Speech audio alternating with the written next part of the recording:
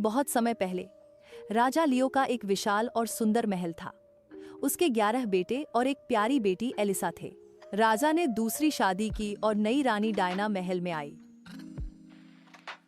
Diana दिखने में सुंदर थी, लेकिन उसके दिल में ईर्ष्या और जलन थी।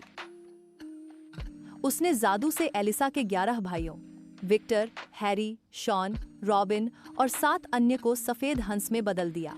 जैसे ही सूरज उगता वे हंस बन जाते और जैसे ही सूरज ढलता थोड़ी देर के लिए इंसान बनते।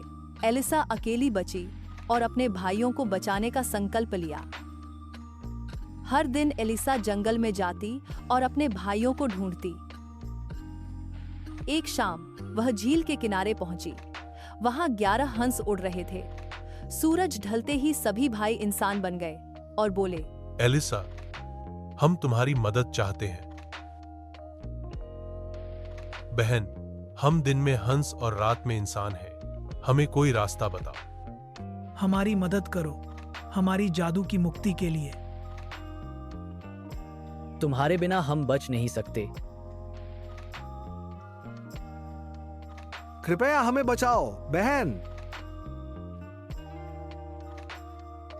एलिसा ने सिर हिलाकर उन्हें भरोसा दिलाया और चुपचाप जंगल की ओर चल पड़ी। उस रात एलिसा ने सपना देखा। एक परी उसके पास आई और बोली, यदि तुम जंगल के कांटेदार बिछुआ के पौधों से धागा काटकर 11 कमीज बुनकर उन्हें अपने भाइयों को पहना दो तो जादू टूट जाएगा। पर ध्यान रखना,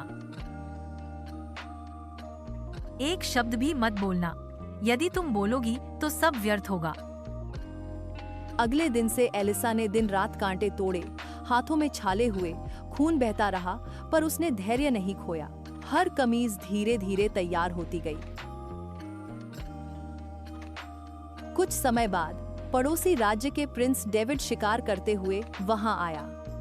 उसने मेहनत करती हुई एलिसा को देखा।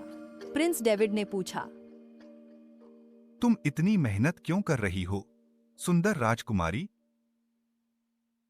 एलिसा चुप रही, क्योंकि उसने एक शब्द भी नहीं बोलना था। प्रिंस डेविड उसकी सादगी और साहस से मोहित हो गया और बोला, तुम्हारी शक्ति और धैर्य असाधारण है। मैं तुम्हें अपने महल ले जाऊंगा। और प्रिंस डेविड उसे सुरक्षित अपने महल में ले आया। लेकिन महल के ईर्ष्यालु दरबारी प्रिंस डेविड को भड़काने लगे। महाराज, ये सारे दिन क्या बुनती रहती है और कभी कुछ कहती भी नहीं। या तो ये पागल है या ये लड़की कोई जादूगरनी है। इसे दंडित किया जाए। प्रिंस डेविड ने भी आदेश दे दिया कि एलिसा को आग में जलाया जाए। एलिसा अलाव के पास बैठी अपनी अधूरी कमीज को पकड़कर बुनती रही। तभी आकाश से 11 हंस उतरे। उसने जल्दी से कमीजें उन्हें पहना दी। जैसे ही हंसों ने कमीजें पहनी, वे इंसान बन गए। सभी भाई खुशी से बोले, धन्यवाद एलिसा, तुमने हमें बचा लिया। केवल सबसे छोटे भाई रॉबिन के एक हाथ पर पंख रह गया, क्योंकि उसकी कमीज अधूरी रह गई थी। प्रिंस डेविड और दरबारी सब चकित रह गए। प्रिंस डेविड ने कहा, एलिसा, तुम्हारा साहस और प्रेम किसी भी जादू से बड़ा है। मैं हमेशा तुम्हारे साथ रहूंगा। एलिसा और प्रिंस डेविड का प्यार सभी के दिलों में बस गया। प्रिंस डेविड ने अपनी गलती स्वीकार की और सबने खुशी से जश्न मनाया। सभी 11 राजकुमार अपने महल में जाकर राजा लियो को सच सच बता देते हैं, क्योंकि अब उन्हें शाप का कोई डर नहीं था। राजा लियो ने डायना की चालाकी और उसके जादू की शक्ति देखी और सावधान हो गया। लेकिन डायना ने गुस्से में जादू करने की कोशिश की। उसने महल को हिला देने और राजा को मारने के लिए जादू किया। तभी जादूगरनी की शक्तियों से एक पुराना नियम सक्रिय हुआ। जो जादू दूसरों को मारने के लिए किया जाए, वह वापस उसी पर लौटता है। डायना का जादू उसी पर उल्टा पड़ गया।